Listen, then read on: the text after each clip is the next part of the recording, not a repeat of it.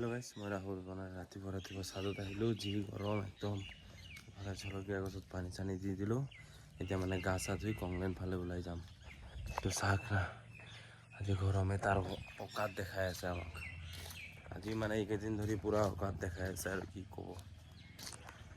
মই এতিয়া গৈ আছোঁ কংলেন, ভাত চাত খালোঁ, পঁইতা ভাত খালোঁ, আজি পঁইতা ভাত। এইফালে চাওক, মানে জলকীয়া দি খাইছোঁ না, ভোট জলকীয়া দি পূৰা মুখটো মানে এইফালে জ্বলি আছে। আৰু আমাৰ এইটো ৰ'দকটো কি ক'ব, আজি অকাত দেখাই আছে, কি ক'ব আৰু কি ক'ব আৰু। এই গৰমত আহি পালোঁ মই কংলেন, আৰু গৰমটোতো কি ক'ম আৰু। যোনটো ভগৱানে বস্তুটো দিছে এইটো আৰু এনেকুৱা বস্তু হয়, এইটো যোনটো ভগৱানৰ পৰা আমি কেতিয়াও ল'ব মানা কৰিব নোৱাৰোঁ। এইটো দিবই দিব, জোৰ জবস্তি হ'ল। তো গৰমত পূৰা মই আহোঁতে পূৰা ভিজি গ'লোঁ, গা ধোৱাৰ নিচিনা।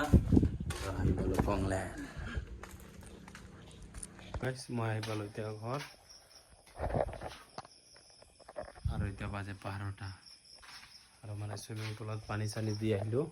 এতিয়া কালি আকৌ ৰাতিপুৱা যাব লাগিব। এতিয়া ভাত চাত খাওঁ, ভাত চাত খাই এতিয়া শুই থাকিম, ভিডিঅ'টো এডিট কৰি। লগ পাই আছোঁ নেক্সট ভিডিঅ'ত। টাটা গাইছ।